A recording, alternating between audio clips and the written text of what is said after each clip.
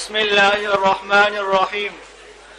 باب بيان الصلوات التي هي أحد أركان الإسلام. وبسند المتصل منا إلى الإمام الهمام الحافظ الحجة أبي الحسين مسلم بن الحجاج بن مسلم بن وردة بن كشاد القشيري الشابوري رحمه الله تعالى ومتعنا الله بعلومه وبركاته آمين. وبه قال حدثنا قتيبة بن سعيد بن جميل بن طريف بن عبد الله الثقفي عن مالك بن أنس. طريف بن عبد الله طريف بن عبد الله الثقفي. ثقفي کیوں ہے یہ؟ ثقفي. ثقفي عن مالك بن أنس رضي الله عنه فيما قرئ عليه عن أبي سهيل عن أبيه رضي الله عنه أنه سمع طلحة بن عبيد الله رضي الله عنه يقول جاء رجل إلى رسول الله صلى الله عليه وسلم من أهل نجد ثائر الرأس. الثقفي تو آپ نے ٹھیک پڑھا تھا، مرفوع پڑھا جائے گا، ٹھیک ہے. من أهل نجد ثائر الرأس نسمع دوي صوته ولا نفقه ما يقول. یہ وہی حدیث ہے جو آپ بعین ہی پڑھ چکے ہیں کتاب بخاری میں، کتاب الایمان میں. جی حتى دنا من رسول الله صلى الله عليه وسلم فإذا هو يسأل عن الإسلام فقال رسول الله صلى الله عليه وسلم 5 صلوات في اليوم والليلة فقال هل علي غيرهن؟ قال لا إلا أن تطوع وصيام شهر رمضان. فقال هل علي غيره؟ فقال لا إلا أن تطوع. وذكر له رسول الله صلى الله عليه وسلم الزكاة فقال هل علي غيرها؟ قال لا إلا أن تطوع. قال فأدبر الرجل وهو يقول والله لا أزيد على هذا ولا أنقص منه. فقال رسول الله صلى الله عليه وسلم أفلح إن صدق. وبه قال یہ حدیث آپ بعینی پڑھ چکے ہیں، اس میں کئی باتیں تشریح طلب تھی، ہم نے بیان کر دی ہیں وہاں، اور وتر کا مسئلہ بھی سے ضمناً آ گیا تھا.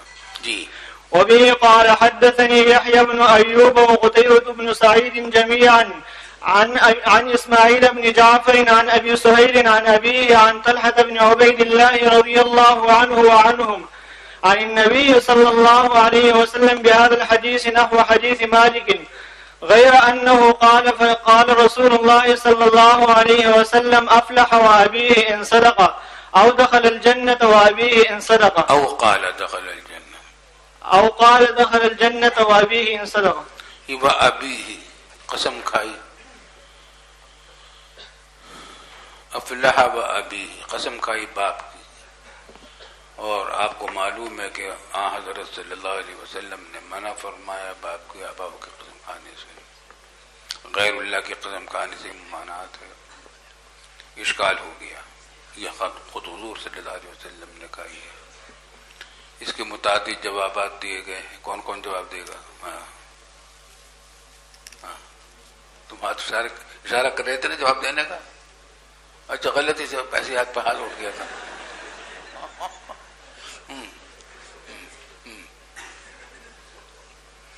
تو کون کون جواب دے گا؟ کیا کیا جواب دیں گے؟ استاد جی، ایک جواب تو یہ ہے کہ وہ ابھی ہی یہاں پر رب کا لفظ محذوف ہے، یعنی ورب ابھی ہی، ورب ابھی ہی یہاں مراد ہے اپنی طرف سے. ہاں سمجھ لیں، متعدد جوابات ہو سکتے ہیں. ایک تو یہ کہ یہ اس وقت کی بات ہوگی جب تک غیر اللہ کی قسم کی ممانعت نہیں تھی. ممانعت کی حدیث بعد میں آئی ہے، ہو سکتا ہے کہ اس سے پہلے کی بات ہو. اور دوسری بات یہ بھی ہے کہ بعض اوقات محاورہ عرب میں ادات قسم کو استعمال کیا جاتا ہے، مراد قسم نہیں ہوتی بلکہ تاکید کلام مقصود ہوتی ہے. تو صرف کلام کی اہمیت کو ظاہر کرنے کے لیے ادات قسم استعمال کیے جاتے ہیں. الفاظ قسم مراد نہیں ہوتی، تو یہ قسم میں داخل ہی نہیں ہے. اور تیسری بات یہ بھی ہو سکتی ہے کہ یہ ممانعت غیر اللہ کی قسم کھانے کی رسول اللہ صلی اللہ علیہ وسلم کے علاوہ باقی امت کے لیے ہے، حضور صلی اللہ علیہ وسلم کے لیے نہیں ہے. کیونکہ غیر اللہ کی قسم کھانے میں شرک کا احتمال ہے. عوام اگر کھاتے رہیں گے تو سمجھیں گے کہ غیر اللہ کی قسم کھائیں گے تو واجب ہو جائے گا ہم پر اس کا ایفا. تو اگر یہ عقیدہ ہوگا تو پھر تو وہ شرک ہو جائے گا. اور اس شرک کا احتمال حضور صلی اللہ علیہ وسلم کی ذات اقدس میں تھا نہیں کہ آپ کو غلط فہمی ہو جائے کہ میرے اوپر اس کا واجب ہو جائے گا غیر اللہ کی قسم کھانے سے، تو شرک نہیں لازم آئے گا. اس بات پہ حضور صلی اللہ علیہ وسلم کو پر کے لیے ممانعت نہیں تھی. واللہ اعلم بالصواب. جواب سمجھ میں آ گیا؟ یہ آگے جواب سمجھ میں. چلیے آگے. باب السؤال عن أركان الإسلام. وبه قال حدثني عمرو بن محمد بن بكير الناقد قال حدثنا هاشم بن القاسم أبو النضر قال حدثنا سليمان بن المغيرة عن ثابت عن أنس بن مالك رضي الله عنه وعنهم قال نهينا أن نسأل رسول الله صلى الله عليه وسلم عن شيء فكان يعجبنا أن يجيء الرجل من أهل البادية العاقل فيسأله ونحن نسمع. فجاء رجل من أهل البادية فقال يا محمد أتانا رسولك فزعم لنا أنك تزعم أن الله تعالى أرسلك قال صدق. قال فمن یہ حدیث بھی آپ بیانی پڑھ چکے ہیں بخاری میں. کون ہے بھلا؟ کون سے صحابی ہیں یہ؟ زمام بن ثعلبہ. چلیے آگے. قال فمن خلق السماء قال الله. قال فمن خلق الأرض قال الله. قال فمن نسب هذه الجبال وجعل فيها ما جعل. قال جعل معنی میں خلق کے. قال الله. قال فبالذي خلق السماء وخلق الأرض ونسب هذه الجبال الله أرسلك. قال نعم. قال وزعم رسولك أن علينا 5 صلوات في يومنا وليلتنا. 5 صلوات في يومنا وليلتنا. قال صدق. قال فبالذي أرسلك الله أمرك بهذا. قال نعم. قال وزعم رسولك أن علينا زكاة في أموالنا. قال صدق. قال فبالذي أرسلك الله أمرك بهذا. قال نعم. قال وزعم رسولك أن علينا صوم شهر رمضان في سنتنا. قال صدق. قال فبالذي أرسلك الله أمرك بهذا. قال نعم. قال وزعم رسولك أن علينا حج البيت من استطاع إليه سبيلا. قال صدق. قال ثم ولى قال والذي بعثك بالحق لا أزيد عليهن ولا أنقص منهن. فقال النبي صلى الله عليه وسلم لئن صدق ليدخلن الجنة. وبه قال حدثني عبد الله بن هاشم العبدي قال حدثنا بهز قال حدثنا سليمان بن المغيرة عن ثابت قال أنس بن مالك رضي الله عنه وعنهم كنا نهينا في القرآن أن نسأل رسول الله صلى الله عليه وسلم عن شيء وساق الحديث بمثله. ساری بحث سب باتیں آ چکی ہیں بخاری میں. جی سوال جواب سب باتیں آ چکی ہیں. جی باب بیان الایمان. سوال جی استاد یہ قسم جو ہے کلمہ قبلہ اور قرآن کا جو ہے یہ منعقد ہو جاتی ہے یا نہیں؟ ہاں قرآن کی قسم اور قبلے کی قسم اور کلمہ جو ہے لا الہ الا اللہ. بات اصل میں یہ ہے کہ یہ غیر اللہ تو ہے نہیں مگر عرف میں نہیں اس کی قسم کھانے کا. اگر البتہ کیا بولا آپ نے؟ قرآن کی قسم کھانے کا رواج ہو گیا قسم منعقد ہو جائے گی. عرف چونکہ یہ ہو گیا اس کا. چلیے آگے. باب بیان الایمان الذي يدخل به الجنة وأن من تمسك بما أمر به دخل الجنة. وبه قال حدثنا محمد بن عبد الله بن نمير قال حدثنا أبي قال حدثنا عمرو بن عثمان قال حدثنا موسى بن طلحة قال حدثني أبو أيوب رضي الله عنه وعنهم أن أعرابيا عرض لرسول الله صلى الله عليه وسلم وهو في سفر فأخذ بخطام ناقته أو قال بزمامها ثم قال يا رسول الله أو قال يا محمد أخبرني بما يقربني من الجنة وما يباعدني من النار. قال فكف النبي صلى الله عليه وسلم ثم نظر في أصحابه ثم قال لقد أفق أو لقد أهدي. قال كيف قلت؟ قال فأعاد. فقال النبي صلى الله عليه وسلم تعبد الله ولا تشرك به شيئا وتقيم الصلاة وتؤتي الزكاة وتصل الرحم دع الناقة. سمجھ لیجیے. حدثنا سند میں دیکھیے محمد بن عبداللہ بن نمیر قال حدثنا ابی قال حدثنا عمرو بن عثمان. اس کو یاد رکھیں آگے اگلی روایت میں اس کی ضرورت پیش آئے گی. عمرو بن عثمان قال حدثنا موسى بن طلحة الى آخری ان اعرابیا عرض لرسول اللہ صلی اللہ علیہ وسلم. پیش آیا، سامنے آ گیا حضور صلی اللہ علیہ وسلم کے. وہ فی سفر، اس وقت حضور صلی اللہ علیہ وسلم سفر میں تھے تو سامنے سے آ گیا ادھر. او قال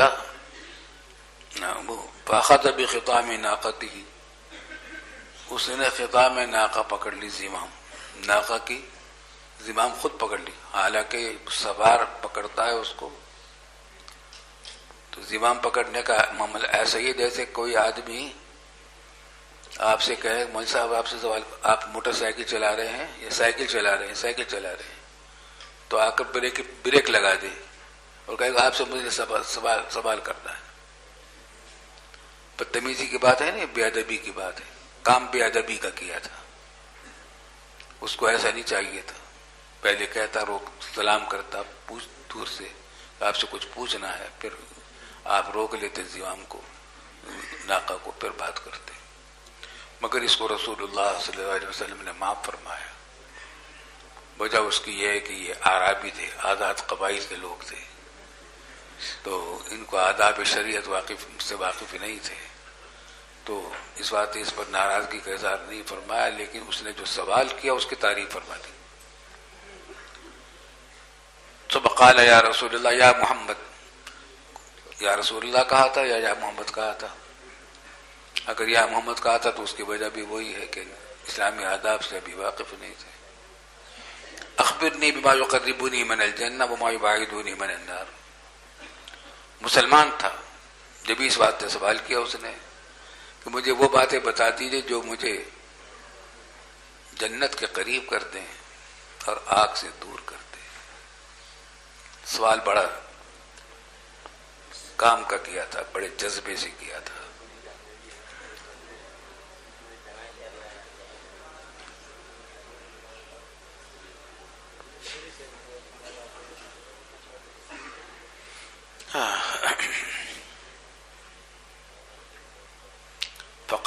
قال فكف النبي صلی اللہ علیہ وسلم. اب آپ نے اپنی ناقہ کو خود بھی روک لیا. ثم نظر في اصحابه، اپنے ساتھیوں کے اندر نظر ڈالی.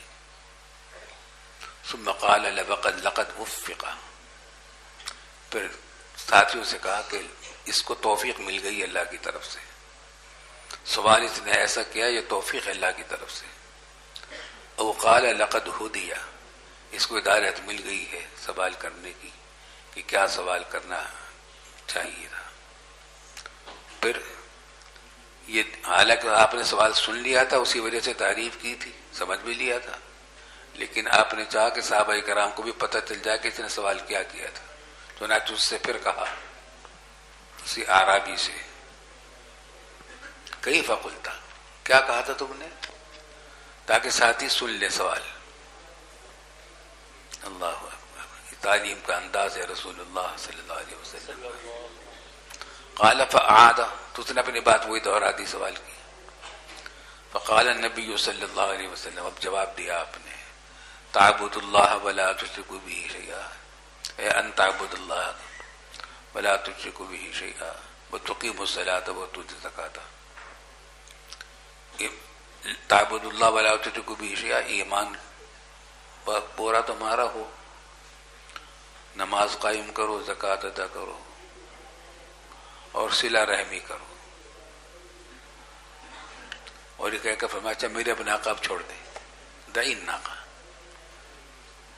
آگے چلیے، آگے اور آ رہی روایت. جی. وبه قال حدثني محمد بن حاتم وعبد الرحمن بن بشر قال حدثنا بهز قال حدثنا محمد عبد الرحمن بن بشر محمد بن حاتم وعبد الرحمن بن بشر قال عبد الرحمن بن بشر وعبد الرحمن بن بشر قال حدثنا بهز قال حدثنا شعبة قال حدثنا محمد بن عثمان بن عبد الله بن موهب وابو عثمان انهما سمعا موسى بن طلحة. دیکھیے یہ محمد بن عثمان کہا ہے انہوں نے، بین سطور لکھا ہوا ہے کہ نسخوں میں اسی طرح ہے، لیکن یہ ثواب یہ نہیں ہے، صحیح وہ ہے جو ہے اوپر کی روایت میں آیا ہے عمرو بن عثمان. کتابت کی غلطی ہے لیکن آپ بنائیے گا نہیں اس کو، اسی طرح چھپا آ رہا ہے. چلیے. أنهما سمع موسى بن طلحة يحدث عن أبي أيوب رضي الله عنه وعنهما النبي صلى الله عليه وسلم بمثل هذا الحديث. وبه قال حدثنا يحيى بن يحيى وبه قال حدثنا يحيى بن يحيى التميمي قال أخبرنا أبو الأحوص قال وحدثنا أبو بكر بن أبي شيبة أبو بكر بن أبي شيبة ابو بکر بن ابی شیبہ. یہ بڑے زبردست امام ہیں حدیث کے، مصنف ابن ابی شیبہ ان کا ہے، لیکن مظلوم ہے. روایت طلبہ اس کو کہنا ہمیشہ غلط پڑھتے ہیں، اس کا اعراب صحیح نہیں کرتے. صحیح کرو. محمد ابن ابو بکر بن ابی شیبہ. ہاں چلے. قال حدثنا ابو الاحوص عن ابي اسحاق عن موسى بن طلحة عن ابي ايوب رضي الله عنه وعنهم قال جاء رجل الى النبي صلى الله عليه وسلم فقال دلني على عمل اعمله يدنيني من الجنة ويباعدني من النار. قال تعبد الله ولا تشرك به شيئا وتقيم الصلاة وتؤتي الزكاة وتصل ذا رحمك. اپنے ذی رحم کے صلہ رحمی کرو. فلما أدبر قال رسول الله صلى الله عليه وسلم إن تمسك بما أمر به دخل الجنة. وفي رواية ابن أبي شيبة إن تمسك به. اس پر اشکال ہوتا ہے کہ آپ نے بشارت دی ہے جنت کی، ان تمسک بما امر به دخل الجنہ، حالانکہ اس میں رسول اللہ صلی اللہ علیہ وسلم نے صرف 3 بات ذکر کی: ایمان، اقامت الصلاۃ اور زکوٰۃ. یہ تو اللہ تعالیٰ کے حقوق ہیں، اور بندوں کے حقوق میں صلہ رحمی. جواب یہ ہے کہ مقصود سوال کا اس کا یہ نہیں تھا کہ پورا دین اسلام کی تعلیم بتا دیں. فوری ضرورت کی جو مصیبت کی چیزیں ہوتی ہیں وہ بتائی تھی. مثلا زکوٰۃ، حج کا ذکر اس بات سے نہیں کیا ہوگا کہ ہو سکتا ہے وہ سفری حج کا ہو رہا ہو،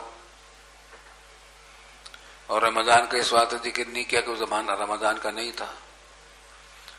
تو بنیادی باتیں بتا دی. صلاۃ عبادت بدنیہ ہے، زکوٰۃ عبادت مالیہ ہے. اللہ کے حقوق میں یہ سب سے پہلی عبادتیں ہیں، اور بندوں کے حقوق میں صلہ رحمی سب سے بڑی عبادت ہے. تو اہم بنیادی چیزیں بتا دی. بات سمجھ میں آئی؟ حاصل وہی ہے کہ پورے دین کا خلاصہ ہے ادائے حقوق اور حفظ حدود. اللہ تعالیٰ کے حقوق بھی ادا کر دو، بندوں کے حقوق بھی ادا کر دو. جی. وبه قال حدثني ابو بكر بن اسحاق قال حدثنا عفان قال حدثنا أهيب قال حدثنا يحيى بن سعيد عن ابي زرعة عن ابي هريرة رضي الله تعالى عنه وعنهم ان اعرابيا جاء الى رسول الله صلى الله عليه وسلم فقال يا رسول الله دلني على عمل اذا عملته دخلت الجنة. إذا عملته دخلت الجنة. قال تعبد الله ولا تشرك به شيئا لا تشرك به شيئا وتقيم الصلاة المكتوبة وتؤدي الزكاة المفروضة وتصوم رمضان. قال والذي نفسي بيده لا أزيد على هذا شيئا أبدا ولا أنقص منه. ان میں سے کسی چیز کی کمی نہیں کروں گا، کبھی کسی چیز کی زیادتی نہیں کروں گا. حالانکہ چیزیں ہیں میں یہ ذکر کی ہیں صرف 3. جی. فلما ولى قال النبي صلى الله عليه وسلم من سره أن ينظر إلى رجل من أهل الجنة فلينظر إلى هذا. تو جو شخص یہ چاہتا ہے کہ جنتی کو دیکھے، اس کو دیکھ لے، جو بشارت دی تھی رسول اللہ صلی اللہ علیہ وسلم نے اس شخص کی جنت کی، اس میں ان تبستہ عمر ربی کی شرط بھی نہیں لگائی۔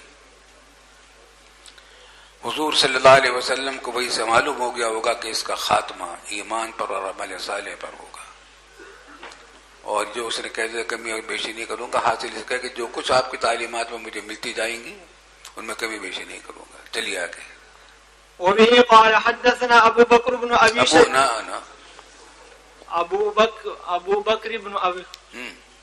ابو بكر بن ابي شيبة وابو كريب واللفظ لابي كريب قال حدثنا ابو معاوية عن الاعمش عن ابي سفيان عن جابر رضي الله عنه قال اتى النبي صلى الله عليه وسلم النعمان بن قوقل فقال يا رسول الله أرأيت إذا صليت المكتوبة وحرمت الحرام وأحللت الحلال أأدخل الجنة؟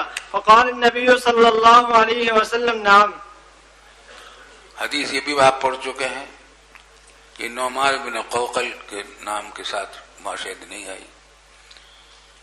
انہوں نے پوچھا کہ أرأيت إذا صليت المكتوبة وحرمت الحرام وحللت الحلال، پورا دین آ گیا، حرام کو حرام سمجھوں اور حلال کو حلال سمجھوں، یعنی حرام کو حرام سمجھ کر اس سے بچوں اور حلال چیزوں کو اختیار کر لوں، کیا میں جنت میں داخل ہو جاؤں گا؟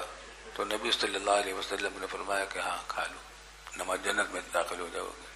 یہاں شاید ہم نے سنایا بھی ہوگا، حرام کے اندر تو پورے تمام محرمات سے بچنا لازم ہے، لیکن حلال کے اندر تمام حلال چیزوں کو عمل کرنا واجب نہیں ہے۔ جیسے کہا تھا اس میں تھوکی ہے، میں سنایا تھا، واقعہ نہیں سنایا تھا، سنایا تھا۔ تمام مباحات پر عمل کرنا واجب نہیں، تمام محرمات سے بچنا تو واجب ہوتا ہے، اور مباحات میں تمام مباحات پر عمل کرنا واجب نہیں ہوتا۔ ایک صاحب یہاں کراچی میں تھے، ملازمت کرتے تھے، ان کے ابا جان یہاں آپ کسی کام سے آئے، عدالت میں کوئی مقدمہ وغیرہ تھا، وہ گئے تو وہاں سے ہو کر آئے کہ بڑی مصیبت، بیٹے سے کہنے لگے کہ بہت مصیبت ہے تمہارا کراچی، بہت مصیبت ہے۔ کچہری میں گیا تو کئی منزلہ عمارت تھی، دروازے پر جب پہنچا تو وہاں برتن رکھا ہوا تھا، چونا اس میں پڑا ہوا تھا، اس میں لکھا کہ اس میں تھوکی ہے، میں نے اس میں تھوک دیا۔ پھر اوپر کے منزل میں چڑھا تو وہاں ایک رکھا ہوا تھا، اس پہ بھی لکھا تھا تھوکی ہے، میں نے کہا اس میں بھی تھوک دیا۔ اور اس کے بعد پھر تیسری منزل پر پہنچا تو وہاں بھی رکھا ہوا تھا، اس میں کہ اس میں تھوک، اس میں بھی تھوک دیا۔ پھر واپسی میں بھی ہر ایک میں تھوکنا پڑا، حلق خشک ہو گیا، مصیبت میں آ گئی۔ حالانکہ اس کو اگر کوئی یہ بتا دیتا کہ یہ جو تھوکی ہے یہ مباح کے لیے ہے، وجوب کے لیے نہیں ہے، یہ مباح ہے۔ یہ چلیں آگے۔ وبه قال حدثني حجاج بن الشاعر والقاسم بن زكريا قال حدثنا عبيد الله بن موسى عن شيبان عن الأعمش عن أبي صالح وأبي سفيان عن جابر رضي الله عنه وعنهم قال قال النعمان بن قوقل يا رسول الله بمثله وزاد فيه ولم أزد على ذلك شيئا۔ وبه قال حدثني سلمة بن شبيب قال حدثنا سلمة بن شبيب وبه قال حدثني سلمة بن شبيب قال حدثنا الحسن ولم أزد على ذلك شيئا۔ ظاہر ہے کہ جب تمام محرمات سے بچ جائے اور تمام حلال کو حلال سمجھے اور نماز کو قائم کرے تو تمام پورا دن اس کے اندر آ گیا، تمام محرمات سے بچنا بھی اس میں آ گیا، تمام واجبات پر عمل بھی اس میں آ گیا، کیونکہ واجبات پر عمل نہ کرنا حرام ہے، اس سے بھی بچنا ضروری ہے۔ چلیے۔ وبه قال حدثني مسلمة بن شبيب وبه قال حدثني سلمة بن شبيب قال حدثنا الحسن بن أعين قال حدثنا معقل وهو ابن عبيد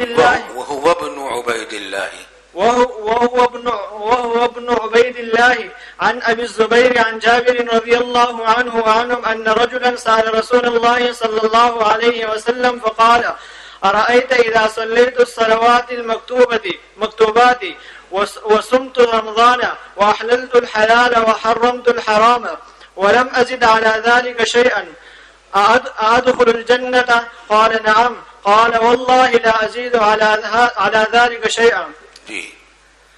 باب بيان أركان الإسلام ودعائمه العظام. وبه قال حدثنا محمد بن عبد الله بن نمير الهمداني قال حدثنا أبو خالد يعني سليمان بن خيان الأحمر عن أبي مالك الأشجعي. وبه قال حدثنا محمد بن عبد الله بن نمير الهمداني قال حدثنا أبو خالد يعني سليمان بن حيان يعني سليمان بن الحيان سليمان بن حيان الأحمر سليمان بن حيان الأحمر عن أبي مالك الأشجعي عن سعد بن عبيدة عن ابن عمر رضي الله عنهما وعنهما عن النبي صلى الله عليه وسلم قال بني الإسلام على 5: على أن يوحد الله على أن يوحد الله توحید کی جائے اللہ کی. جی. وإقام الصلاة وإيتاء الزكاة وصيام رمضان والحج. فقال رجل الحج وصيام رمضان؟ قال لا صيام رمضان والحج. هكذا سمعته من رسول الله صلى الله عليه وسلم. ارکان اسلام کی حدیث یہ بخاری میں بھی آپ پڑھ چکے ہیں، لیکن اس میں یہ بات آگے کی نہیں آئی، بات سمجھ لیجیے. جب عبداللہ بن عمر نے یہ حدیث سنائی تو ایک صاحب نے لقمہ دیا. ابن عمر رضی اللہ عنہ نے الفاظ اس طریقے سے استعمال کیے تھے کہ بصوم رمضان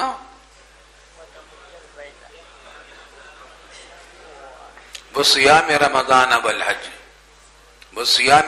سیام کا لفظ یاد رکھ لو، صیام رمضان والحج.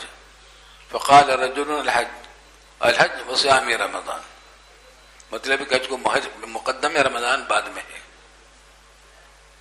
تو ابن عمر نے اس لقمے کو تسلیم نہیں کیا، فرمایا کہ لا صیام رمضان والحج ہاکذا سمعت من رسول اللہ صلی اللہ علیہ وسلم. اگرچہ روایت بالمعنی کے اعتبار سے یہ بھی جائز تھا جو صاحب نے لقمہ دیا، اور ہو سکتا ہے کہ کسی اور سے اس نے یہ حدیث اسی طرح سنی ہو جس طرح اس نے لقمہ دیا تھا، لیکن عبداللہ ابن عمر نے اس طرح سنی تھی رسول اللہ صلی اللہ علیہ وسلم سے، تو انہوں نے اس کی پابندی کی. اس سے ایک بات معلوم ہوئی کہ اگرچہ روایت بالمعنی جائز ہے، لیکن اگر الفاظ بعینی یاد ہوں تو اس کو ادا کرنا زیادہ بہتر اور احتیاط کی بات ہے. عبداللہ ابن عمر نے اسی پر عمل کیا. لیکن آگے دیکھیے. جی. وبه قال حدثنا سهل بن عثمان العسكري قال حدثنا يحيى بن زكريا بن أبي زائدة قال حدثنا سعد بن طارق قال حدثني سعد بن عبيدة السلمي. یہاں بھی روایت کرنے والے سعد بن عبیدہ ہیں، ابن عمر سے روایت کرنے والے. جی.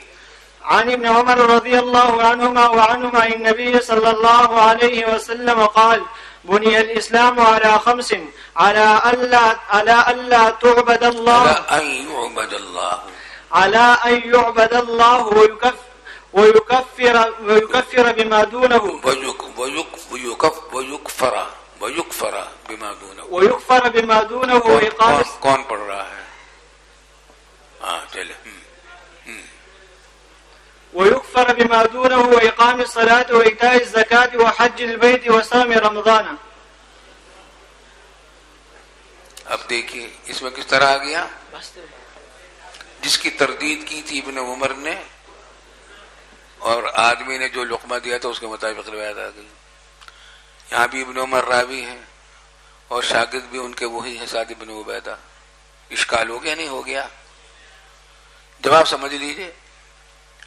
ہو سکتا ہے کہ یہ روایت بالمعنی کی ہے سعد بن عبیدہ سے نیچے کے کسی راوی نے، اور اس کو یہ معلوم نہیں تھا کہ ابن عمر نے الفاظ کی روایت کرنے کی پابندی کروائی تھی. اس بات تو انہوں نے روایت بالمعنی کر دی. جب اس کو اسی طرح یاد رہ گیا، جب اس نے اسی طریقے سے سنا ہوگا کسی اور سے، اس نے اس طریقے سے روایت کر دیا. اور آگے دیکھیے، آگے چلیے. وبه قال حدثنا عبيد الله بن معاذ قال حدثنا أبي قال حدثنا عاصم وهو ابن محمد بن زيد بن عبد الله بن عمر عن أبيه قال قال عبد الله رضي الله عنه وعنهم قال رسول الله صلى الله عليه وسلم بني الإسلام على 5: شهادة أن لا إله إلا الله وأن محمدا عبده ورسوله وإقام الصلاة وإيتاء الزكاة وحج البيت وصوم رمضان. یہاں پر بھی کس طرح آ گیا جس کی تردید کی تھی ابن عمر نے، تو لیکن اس میں راوی سعد بن عبیدہ نہیں ہے عبداللہ ابن عمر سے روایت کرنے والے، تو ہو سکتا ہے کہ عبداللہ ابن عمر نے دونوں طریقے سے حدیث سنی ہو، ان کو اس طرح سنائی تھی، ان کو اس طرح سنائی تھی، یہ بھی ممکن ہے، اور یہ بھی ممکن ہے کہ یہاں روایت بالمعنی کی ہونی جگہ کسی راوی نے. اور آگے دیکھیے. وبه قال حدثنا ابن نمير قال حدثنا أبي قال حدثنا حنزلة قال سمعت عكرمة بن خالد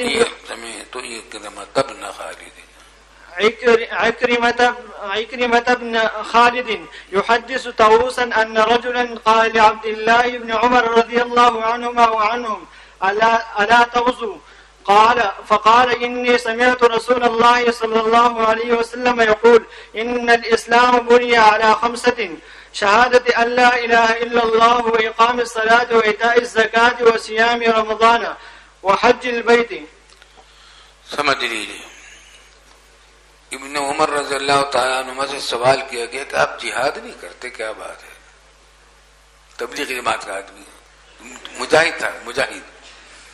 الا تغزو، بظاہر یہ وہ زمانہ ہوگا جب مشاجرات صحابہ کا قصہ چل رہا تھا، مسلمانوں کا آپس میں لڑائیاں چل رہی تھی. عبداللہ بن عمر ان صحابہ کرام میں شامل تھے جنہوں نے کسی طرف ساتھ نہیں دیا، جنگ میں الگ رہے. سعد بن ابی وقاص کی طرح بہت بڑی ایک جماعت صحابہ کرام کی ایسی تھی جو انہوں نے نہ حضرت علی کے ساتھ دیا جنگ میں، نہ حضرت معاویہ کا ساتھ دیا جنگ میں، الگ تھلگ رہے. تو یہ انہی میں سے تھے.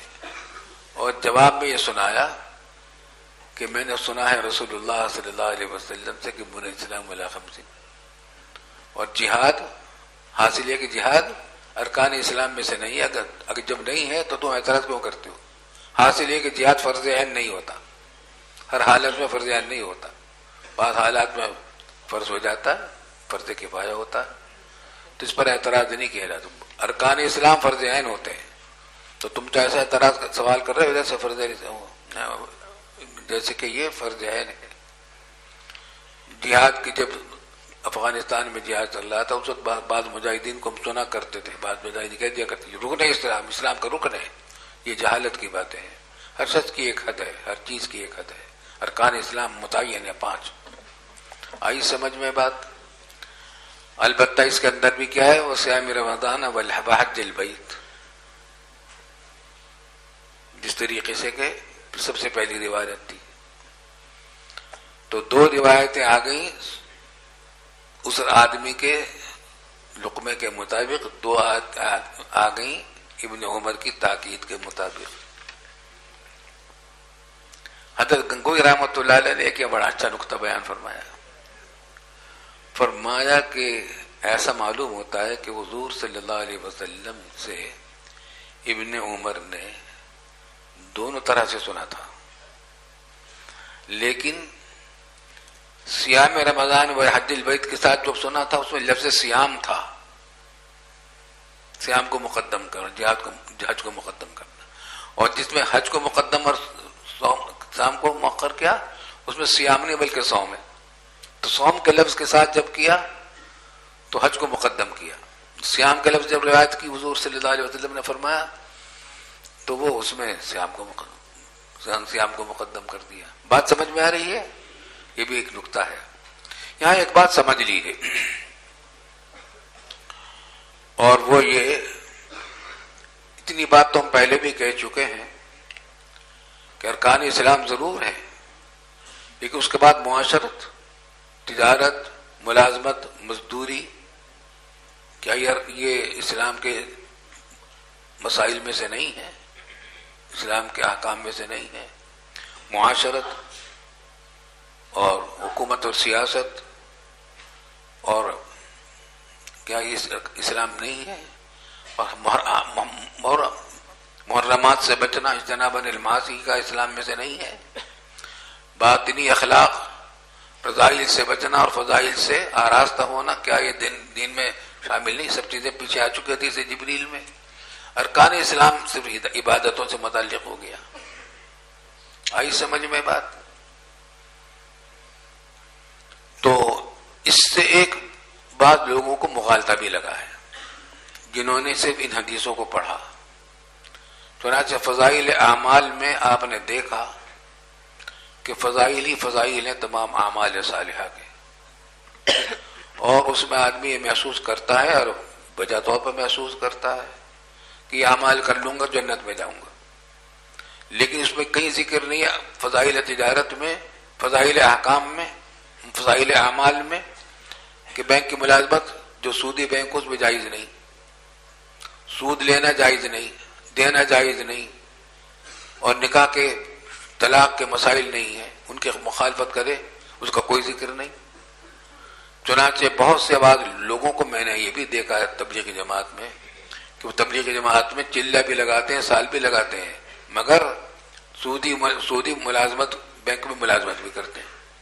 وہ سمجھتے ہیں کہ بس ہم نے تو جنت کما لی. تو یہ مغالطہ بھی لگا ہے، اور حاصل یہ سمجھا گیا کہ تجارت جو ہے اسلام کا حصہ نہیں ہے، دین کا حصہ نہیں ہے، حکومت دین کا حصہ نہیں. اسی واسطے حضرت مولانا زکریا صاحب رحمۃ اللہ علیہ نے ایک کتاب لکھی فضائل تجارت پر فضائل لکھی. انبیاء کرام علیہ السلام کی سنت ہے، حضور صلی اللہ علیہ وسلم کی سنت ہے.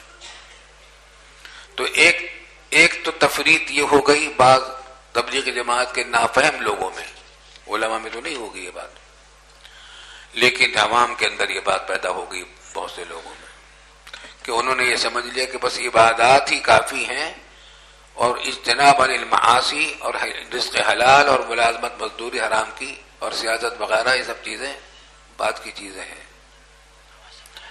دوسری طرف مودودی صاحب مرحوم نے ایک غلط راستہ اختیار کر لیا تھا، اور وہی سے انہوں نے یہ سمجھا کہ شریعت میں اصل مقصود حکومت الہیہ کا قیام ہے، اسلامی نظام کا قائم کرنا،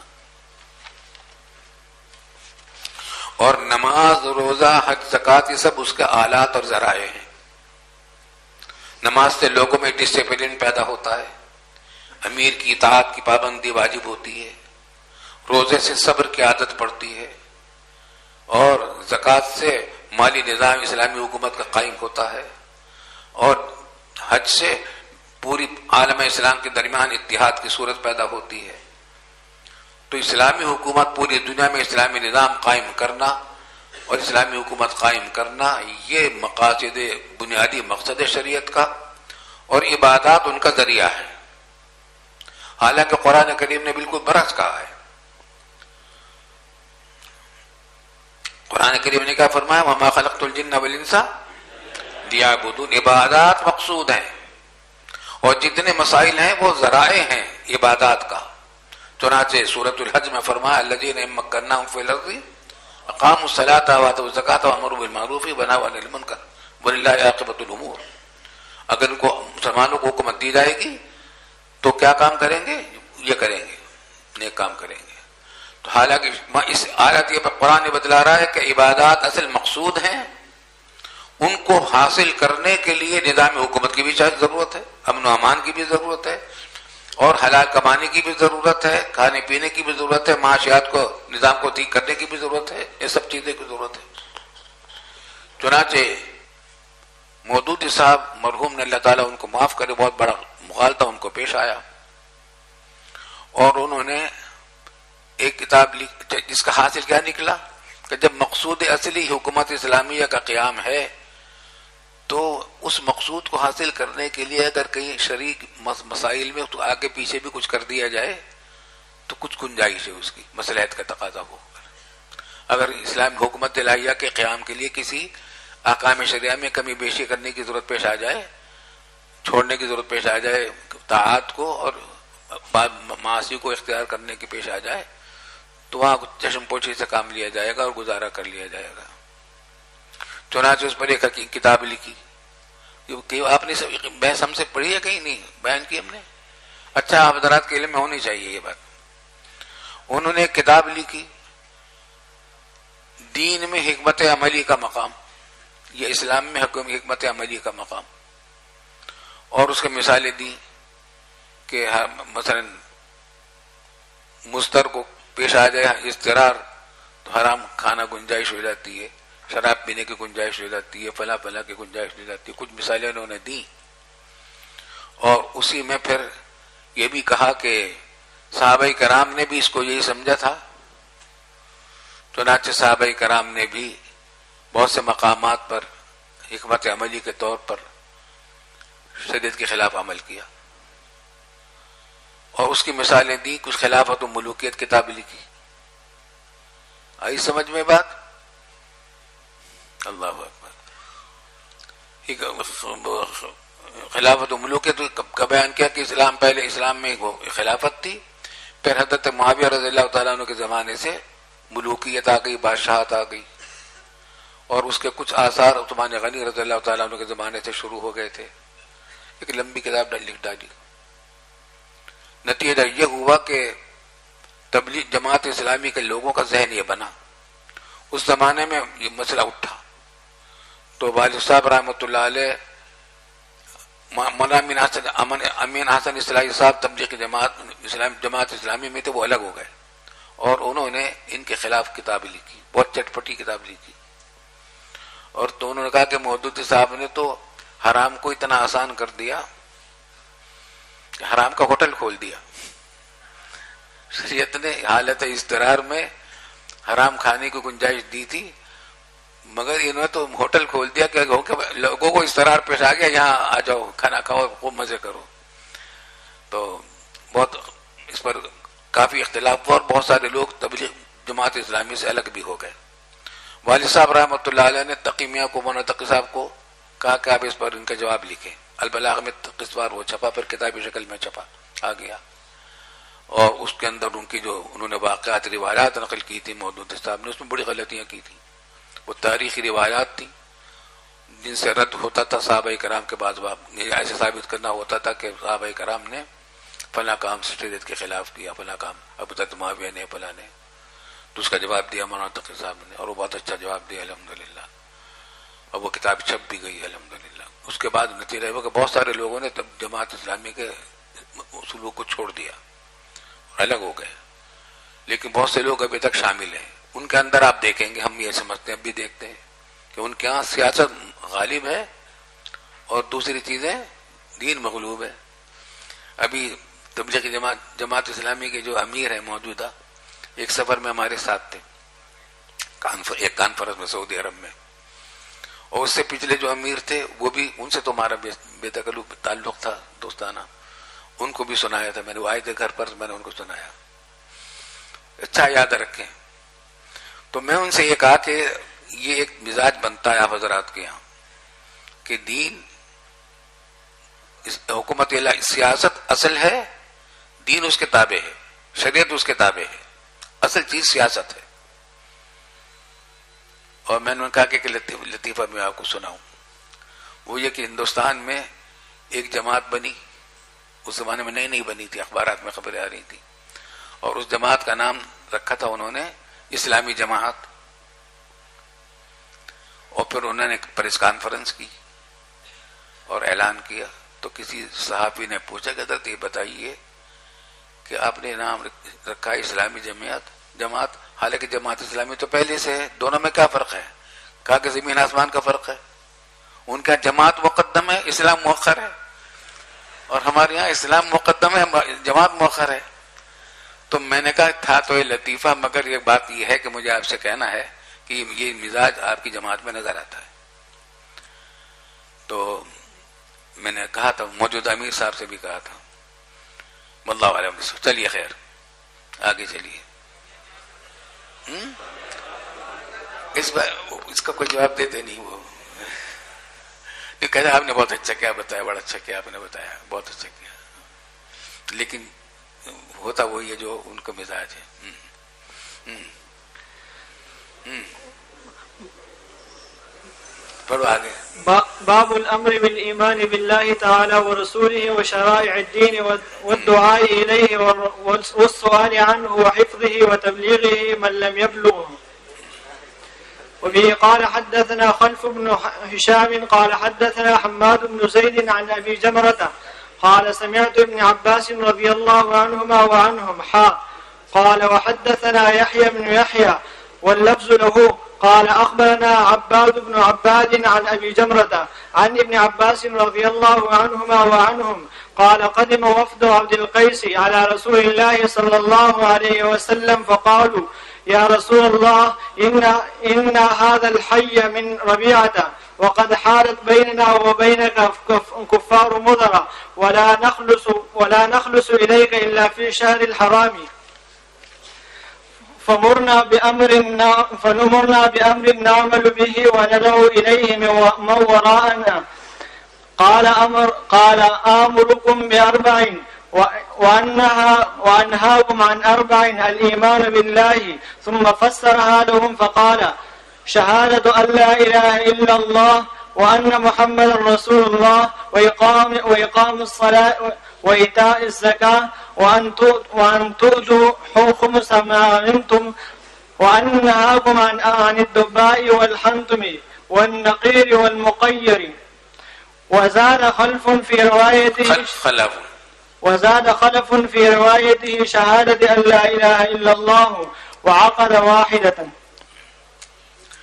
یہ جو مودودی صاحب مرحوم کے بارے میں نے بات کہی ہے، عام طور سے ہمارے علماء دیوبند نے ان سے اختلاف تو کیا ہے اور بعض حضرات نے بڑی سخت انداز اختیار کیا ان سے اختلاف میں، لیکن ہمارے والد صاحب رحمۃ اللہ علیہ نے اس معاملے میں بڑا اعتدال سے کام لیا ہے. ان کی خوبیوں کا اقرار کرتے تھے، جو غلطیاں تھیں ان کو ٹوکتے تھے. والد صاحب رحمۃ اللہ علیہ کا طریقہ ایک ڈاکٹر اور طبیب کا سا تھا کہ کسی بیمار میں کوئی بیماری نظر آئے تو تشخیص کرے کہ بیماری کی منشا کیا ہے. والد صاحب رحمۃ اللہ علیہ نے ان کی تمام غلطیوں کی ایک بنیاد نکالی تھی.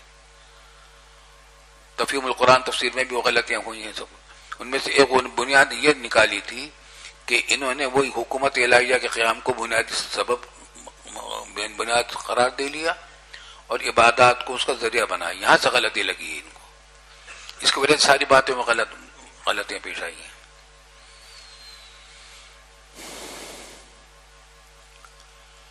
اچھا بھائی، یہ وہی پڑھ چکے ہیں آپ وفد عبد القیس کا واقعہ. الفاظ کچھ مختلف ہیں کہیں کہیں، ذرا سمجھ لیجیے اس کو.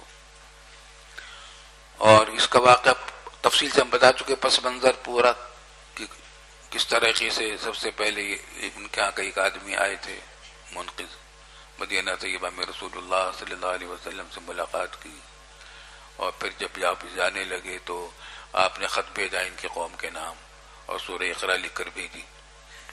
پڑھا ہوا ہے نا آپ نے، پتہ نہیں کون سی صورت بھیجی تھی لکھ کر، وہ سب ہے. جب یہ آئے ہیں فقالوا یا رسول اللہ ان هذا الحي من ربیعہ. هذا الحي نہیں ہے، یہ هذا الحي ہے، یہ نئی بات ہے جو بخاری میں نہیں آئی تھی. یہ تخصیص کے طور پر، تخصیص کی بنا پر منسوب ہے. انا نخص هذا الحي حي من ربیعہ، انا نخص هذا الحي حي من ربیعہ. ہم بات سمجھ میں آ رہی ہے؟ آگے بس وہی بات ہے، آگے چلیے. اس کے اندر یہ ہے کہ ایک خاص بات یہ ہے کہ وَأَن تُؤَدُّوا خُمُسَ مَا غَنِمْتُمْ وَأَنْهَاكُمْ. دیکھیے کتنی چیزیں ہو گئی ہیں. آمركم بأربعين وأنهاكم عن أربع الإيمان بالله ثم فسرها لهم فقال شهادة أن لا إله إلا الله وأن محمد رسول الله. یہ تو ایک ہو گئی. وإقام الصلاة دو ہو گئی، وإيتاء الزکاة تین ہو گئی، وأن تؤدوا خمس ما غنمتم. آئی سمجھ میں بات؟ یہاں تو کوئی اعتراض نہیں پڑتا. آپ نے کہا تھا چار کا تو چار ہی کا ذکر آ گیا، لیکن آگے آپ دیکھیں گے اس سے مختلف کچھ روایت آئے گی. وأنهاكم عن الدباء والحنطم والنقير والمقير وزاد خلف في روايته شهادة أن لا إله إلا الله وعقد واحدة. معلوم ہوا کہ جب شہادت لا الہ الا اللہ فرمایا آپ نے، ان کو چار میں سے ایک اس کو شمار کیا، اور نماز کو دوسرا، اور تیسرا زکوٰۃ، اور چوتھا ادائے خمس. لیکن آگے دیکھیں گے کچھ اور بھی آئے گا اس میں بھی. وبه قال حدثنا أبو بكر بن أبي شيبة ومحمد بن المثنى ومحمد بن بشار وألفاظهم متقاربة. قال أبو بكر حدثنا عندر عن شعبة وقال الآخران حدثنا محمد بن جعفر. غندر وہی ہے محمد بن جعفر ان کا نام ہے، کسی نے ان کا نام ذکر کیا کسی نے لقب. جی. قال حدثنا محمد بن جعفر قال حدثنا شعبة عن أبي جمرة قال كنت أترجم بين يدي ابن عباس رضي الله عنهما وعنهم وبين الناس. میں ابن عباس کے سامنے بیٹھ کر اور لوگ ان کے بینہ و بین الناس، یہاں بینہ کا لفظ محذوف ہے، بینہ و بین، میں ان کے سامنے ترجمہ کرتا تھا بینہ و بین الناس، ان کے اور لوگوں کے درمیان. جی. فاتته امرأة تسأله عن نبيذ الجر فقال إن وفد عبد القيس أتوا رسول الله صلى الله عليه وسلم فقال رسول الله صلى الله عليه وسلم من الوفد أو من القوم؟ قالوا ربيعة. قال مرحبا بالقوم أو بالوفد غير حزايا ولا ندم ولن ندامة. قال فقالوا يا رسول الله إنا نأتيك مشقة من شقة بعيدة. شقہ کہتے ہیں سفر بعید کو، پھر بعیدہ مزید تاکید کے لیے آ گیا. جی. إنا نأتيك من شقة بعيدة وإن بيننا وبينك هذا الحي من كفار مضر وإنا لا نستطيع أن نأتيك إلا في شهر الحرام فمرنا بأمر فصل نخبر به من وراءنا وندخل به الجنة. یہ بالکل وہی بات ہے جو بخاری میں آ چکی ہے، تفصیلات اس میں کافی ہیں، وہ سب نے بیان کر دی تھی. جی. قال فأمرهم بأربع ونهاهم عن أربع. قال أمرهم بالإيمان بالله وحده وقال هل تدرون ما الإيمان بالله وحده؟ قالوا الله ورسوله أعلم. قال شهادة أن لا إله إلا الله وأن محمد رسول الله وإقام الصلاة وإيتاء الزكاة وصوم رمضان. یہاں صوم رمضان بھی آگے وہاں نہیں تھا. یہ چار چیزیں تو یہ ہو گئی، معمور بھی آگے. وأن تؤدوا خمسا من الغنم. اب معمور بھی کتنے ہو گئے؟ 5 ہو گئے. آپ نے کہا تھا 4 کا، مگر کر دیا. اس کے اندر بہت ساری بحثیں کی گئی ہیں، لیکن سیدھی سادھی بات یہ ہے کہ حضور صلی اللہ علیہ وسلم کا پہلے خیال یہی تھا کہ 4 چیزیں بیان کریں گے، لیکن بیان کرتے کے دوران ہی آپ کو نے ضرورت محسوس کی کہ چونکہ کفار مضر کے قریب ہی ہیں، وہاں ان کو جہاد پیش آ سکتا ہے، تو خمس ما غنمتم کا مسئلہ بھی بتا دیا. جی. ونهاهم عن الدباء والحنطم والمسفد. قال شعبة وربما قال النقير. قال شعبة وربما قال المقير. وقال احفظوا وأخبروا به من وراءكم من ورائكم. وقال أبو بكر في روايته من وراءكم وليس في روايته المقير. چلیے آگے. استاذ جی ایک سوال ہے، سیٹ نمبر 93. کہاں؟ Seat number 93. اچھا. كنت اترجم بین یدی ابن عباس، اس سے کیا ترجمہ سے کیا مراد ہے یہاں؟ ہاں، تو نے بتایا تھا نا کہ بصرے کی زبان تھی اس زمانے میں فارسی. یہ عرب کا حصہ نہیں تھا بصرہ. عرب ملک نہیں ہے، مگر صحابہ کرام نے جب فتح کیا عراق کو، بصرہ شہر آباد کیا، تو وہاں کے عوام جو لوگ تھے وہ فارسی زبان بولنے والے تھے. ابن عباس وہاں حاکم مقرر تھے علی رضی اللہ تعالیٰ عنہ کی طرف سے، تو ترجمہ کرتے تھے فارسی کا عربی میں، عربی کا فارسی میں لوگوں کے درمیان. جی. جی. وأبي قال حدثني عبد الله بن معاذ قال حدثني أبي قال وحدثنا نصر بن علي الجهذمي قال أخبرني أبي قال جميعا حدثنا قرة بن خالد عن أبي جمرة عن ابن عباس رضي الله عنهما وعنهما عن النبي صلى الله عليه وسلم بهذا الحديث نحو حديث شعبة. وقال أنهاكم عما ينبذون في الدباء والنقير والحنطم والمسفد. اما ينبذ، جو نبیذ بنائی جاتی ہے دبا میں. جی. ہم نے بتا دیا تھا کہ ممانعت پہلے تھی، منسوخ ہو گئی تھی بعد میں. چلیے. وزاد ابن معاذ في حديثه عن أبيه قال وقال رسول الله صلى الله عليه وسلم للأشج بن عبد القيس پڑھو نا کیا ہے أشج عبد القيس ہاں إن فيك خصلتين لخصلتين إن فيك لخصلتين يحبهم الله الحلم والأناء سمجھ لیجیے یہ ہم بتا چکے ہیں ساری تفصیلات، مگر کچھ باتوں کا اعادہ کرنا پڑ جاتا ہے. پہلے یہ بات وہاں آ چکی ہے کہ یہ کہاں سے آئے تھے بلا، جہاں زہران ہے اب اور دمام ہے اور الخبر ہے. یہ فاصلہ ہے مکہ معظمہ اور مدینہ طیبہ سے تقریباً 1 مہینہ کا فاصلہ ہے. آدمی اگر سفر کرے ہوائی جہاز سے، جب چلتا ہے جہاز جدے سے تو تقریباً 1 گھنٹے کے بعد جہاز وہاں پہنچتا ہے، زہران کے اوپر آتے کراچی ہوئے آتے ہوئے.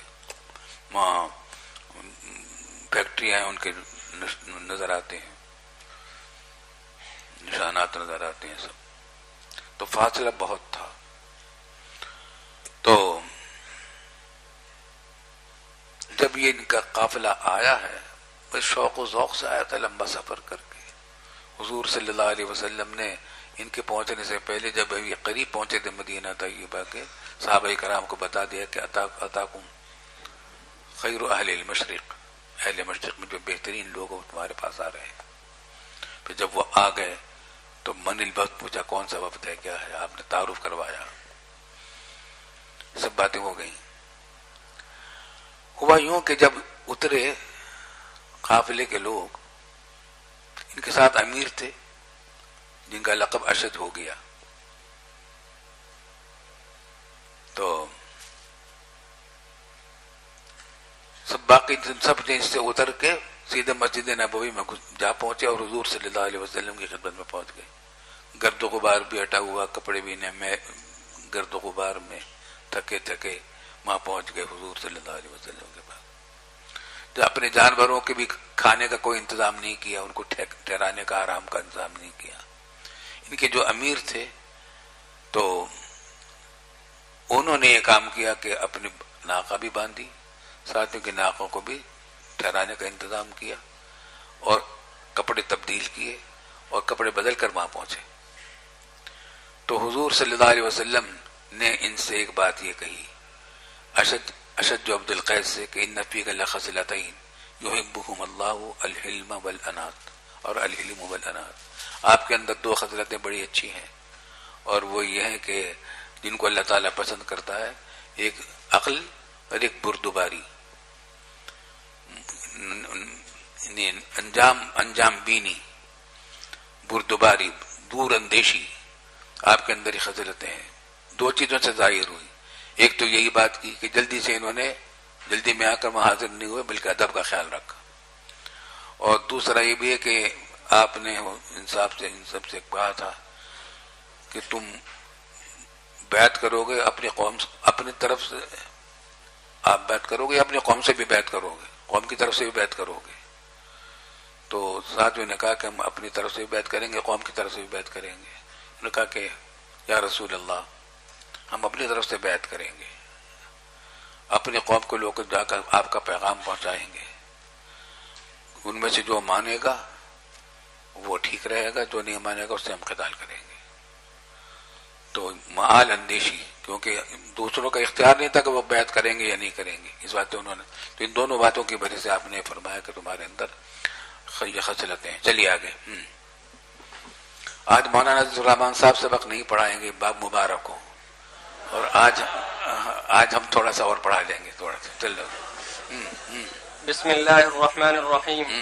بالسند المتصل منا الى الامام الغمام. ہو گیا. وبه قال حدثنا وبه قال حدثنا يحيى بن ايوب قال حدثنا ابن علية قال حدثنا سعيد بن ابي عروبة عن قتادة قال حدثني من لقي الوفد الذين قدموا على رسول الله صلى الله عليه وسلم من عبد القيس. قتادہ کہتے تھے کہ مجھ کو واقعہ سنایا ان لوگوں نے جنہوں نے کہ وفد سے ملے، اس وقت سے ملاقات کی تھی. جی. قال سعيد وذكر قتادة أبا نضرة عن أبي سعيد الخدري رضي اور الله سعید عنه. کہتے ہیں کہ قتادہ نے ابا نضرہ کا ذکر کیا کہ ابو نضرہ ابو نبی سعید روایت کرتے تھے، مگر اس میں اصرات نہیں کی کہ ابو نضرہ بھی ان لوگوں میں سے تھے جنہوں نے ملاقات کی تھی، بظاہر ہوں گے. جی في حديثه هذا أن أناسا من عبد القيس قدموا على رسول الله صلى الله عليه وسلم فقالوا يا نبي الله إنا حي من ربيعة وبيننا وبينك كفار مضر ولا نقدر عليك إلا في أشهر الحرم فمرنا بأمر نأمر به من وراءنا وندخل به الجنة إذا نحن أخذنا به. فقال رسول الله صلى الله عليه وسلم آمركم بأربع ونهاكم عن أربع اعبدوا الله ولا تشركوا به شيئا وأقيموا الصلاة وآتوا الزكاة وصوموا رمضان وأعطوا الخمس من الغنائم وأنهاكم عن أربع عن الدباء والحنتم والمزفة والنقير.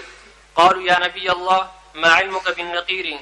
قال بلى جزع تنقرونه فتقذفونه فيه من القطيعاء قال سعيد أو قال من التمر ثم تصبون فيه من الماء حتى إذا سكن غليانه شربتموه حتى إن أحدكم أو قال إن أحدهم ليضرب ابن عمه بالسيف. قال وفي القوم رجل أصابته جراحة كذلك. قال وكنت أخبؤوها حياء من رسول الله صلى الله عليه وسلم فقلتم ففيما نشرب يا رسول الله؟ قال في أسقية الأدم التي يلاط على أفواهها. قالوا يا نبي الله إن أرضنا كثيرة الجرزان ولا تبقى بها أسقية الأدم. فقال نبي الله صلى الله عليه وسلم وإن أكلتها الجرزان. قال وقال نبي الله صلى الله عليه وسلم لأشج عبد القيس إن فيك لخصلتين يحبهما الله الحلم والأنات. وبه قال دیکھ لیجیے اس کے اندر کچھ نئی باتیں ہیں. ابن علیہ نے بیان کیا. ابن علیہ کے بارے میں آپ جانتے ہی ہیں کہ ان کا نام ہے اسماعیل ابن ابراہیم، لیکن ان کی والدہ کے نام کی نسبت سے مشہور ہو گئے. یہ عاقلہ تھی، مشہور تھی، خاتون تھی. قال حدثنا سعید بن ابی عروبہ عن قتادہ. سعید بن ابی عروبہ کہہ رہے ہیں کہ انہوں نے روایت کی قتادہ سے، اور قتادہ کہتے تھے کہ مجھ کو حدیث بیان کی ان لوگوں نے جنہوں نے ملاقات کی تھی اس وفد سے، وفد عبد القیس کے. سعید جو شاگرد ہیں قتادہ کے، وہ کہتے ہیں کہ وہ ذکر قتادہ تو ابا نضرہ تھا، انہوں نے ابو نضرہ کا بھی ذکر کیا. وہ روایت کرتے تھے ابو سعید الخدری سے اس حدیث کے بارے میں، مگر اس میں صراحت نہیں کر رہا ہے اس بات کی کہ ابو نضرہ بھی اس وقت میں شامل تھے یا نہیں تھے.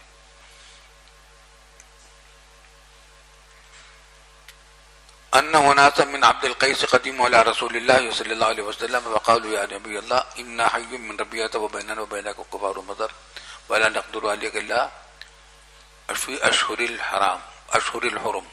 تفصیل ہم بیان کر چکے ہیں اس کی تمام. فمرنا بامر نامر به من وراءنا وندخل به الجنہ اور ندخل به الجنہ اذا نحن اخذنا به. فقال رسول اللہ صلی اللہ علیہ وسلم آمرکم باربع وانهاکم عن اربع فاعبدوا الله الى آخره وَأَعْطُوا الْخُمُسَ مِنَ الْغَنَائِمِ وَأَنْهَاكُمْ عَنْ أَرْبَعٍ. یہ سب ہو گیا. قالوا یا نبی اللہ ما علمك بالنقیر، آپ کو نقیر کا کیسے علم ہوا؟ نقیر کس کو کہتے ہیں؟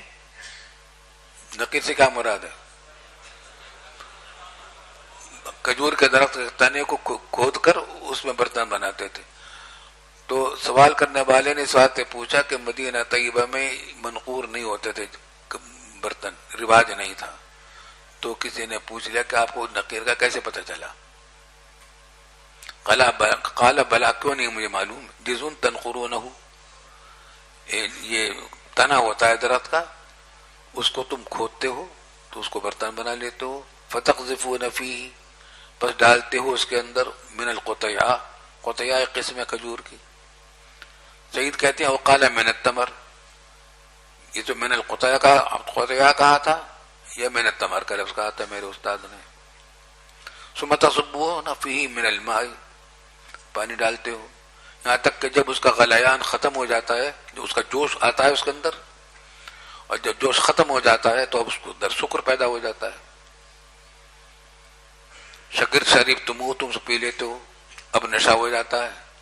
حتی ان احدکم او قال ان احدهم لا یضرب ابن عمه بالسیف، ہوش نہیں رہتا اپنے پرائے کا، عقل نہیں رہتی، عقل پر پردہ پڑ جاتا ہے. یہاں تک کہ تم میں سے کوئی آدمی یا ان میں سے کوئی آدمی اپنے چچزاد بھائی کو تلوار سے مار دیتا ہے. اور قوم کے اندر ایک آدمی ایسے ہی تھے، اصابتہ جراحۃ کذالک، اسی طریقے سے ان کو زخم لگا تھا، شراب پی لی تھی، دوسرے نے ان کو زخمی کر دیا. قال وكنت اخبأ عن حياء من رسول الله صلی اللہ علیہ وسلم، میں اس زخم کے نشان کو چھپاتا تھا رسول اللہ صلی اللہ علیہ وسلم سے شرم کے مارے. فقلت ففي ما نشرب یا رسول اللہ، جب آپ نے ان سارے برتنوں کو منع کر دیا تو نبیذ تو انہی 4 برتنوں میں استعمال کرنے کا رواج تھا، تو اب ہم کس چیز میں رکھیں ہم نبیذ کو؟ اب شراب تو ہم پیتے نہیں ہیں. قال فی اسقیۃ الادم التي يلاص على افواهها، تو چمڑے کی مشکیزوں کے اندر رکھو جن کے منہ کو باندھ دیا گیا ہو، کھلا بنا رکھو، بند کر دو. پیش نظر کیا ہے کہ اگر اس کے اندر سکر پیدا ہوگا تو وہ پھٹ جائے گا، اگر کھلا رہے گا اور سکر پیدا ہوگا پتہ نہیں چلے گا، گیس نکلتی رہے گی باہر. قالوا یا نبی اللہ ان ارضنا کثیرۃ الجرذان، جرز کی جمع ہے چوہے کو کہتے ہیں کہ ہمارے چوہے بہت ہوتے ہیں. ولا يبقى بها اسقیۃ العدم، چمڑے کی مشکیزیں باقی نہیں رہتی، چوہے کھا جاتے ہیں، کاٹ دیتے ہیں ان کو. فقال نبی اللہ صلی اللہ علیہ وسلم وإنك لتلجرذان وإنك لتلجرذان وإنك لتلجرذان. آئی سمجھ میں بات؟ تو سمجھ میں آ گئی بات. ان 4 برتنوں کو کیوں منع کیا گیا تھا ہم بتا چکے ہیں. یہ 4 برتنوں کی خصوصی رہتی تھی کہ ان کے اندر مسامات بند ہو جاتے ہیں، تو اس کے اندر شکر جلدی پیدا ہوتا تھا اور تیز پیدا ہوتا تھا. تو شراب اس وجہ بنائی جاتی تھی. جب حرمت خمر آ گئی تو جن برتنوں کے استعمال کو بھی منع فرما دیا تھا رسول اللہ صلی اللہ علیہ وسلم نے، تاکہ اس کو دیکھ کر شراب یاد نہ آئے، یا یہ کہ لوگ اس کے بارے میں بدگمانی نہ کریں کہ شراب پیتا ہوگا وغیرہ وغیرہ. ہم وجہ بیان کر چکے ہیں اس کی. اس کے بعد پھر حرمت منسوخ کر دی گئی. ابن عباس نے یہ حدیث سنائی تھی عورت کے سوال کے جواب میں. ایسا معلوم ہوتا ہے کہ ابن عباس کو ناسخ حدیث نہیں پہنچی تھی جس سے جواز معلوم ہوتا ہے، اس بات نے انہوں نے جواب میں یہ حدیث سنا دی تھی. اور مشکیزے کو جو کیا مشکیزے میں رکھو اگر منہ کو بند کر کے رکھو، کھول کے نہ رکھو، تاکہ اس کا مسامات بند ہو جائیں، گیس بند ہو جائے. اگر رکھو گے تو ہو سکتا ہے کہ اس کے اندر سوکر پیدا ہو جائے، گیس نکلتی رہے، تمہیں پتہ نہ چلے، تم پی جاؤ گے. اور اگر بند رکھو گے اور گیس پیدا ہوگی اس میں تو وہ پھٹ جائے گا، اس سے پتہ چل جائے گا کہ سوکر پیدا ہو گیا تھا. آگے چلیے. وبه قال حدثنا محمد بن المثنى وابن بشار قال حدثنا ابن ابي عدي عن سعيد عن قتادة قال حدثني غير واحد لقي ذلك الوقت وذكر ابا نضرة عن ابي سعيد الخدري رضي الله عنه وعنهم ان وفد عبد القيس لما قدموا على رسول الله صلى الله عليه وسلم بمثل حديث ابن علية غير ان فيه وتضيفون فيه من القطيعاء والتمر والماء ولم يقل تضيفون کے بجائے تضيفون ہے، اس کا معنی بھی یہی ہے. جی. ولم يقل قال سعيد او قال من التمر. جی. وبه قال حدثني محمد بن بكار البصري قال حدثنا ابو عاصم عن ابن جريج قال وحدثني محمد بن رافع واللفظ له قال حدثنا عبد الرزاق قال اخبر ابن جريج قال اخبرني ابو قزعة ان ابا نضرة اخبره. بس اب رہنے دو، یہ بحث ہے اس میں.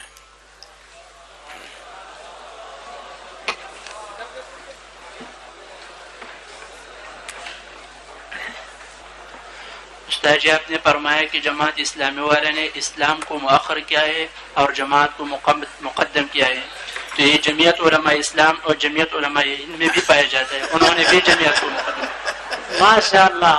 اچھا سوال ہے، اچھا سوال ہے.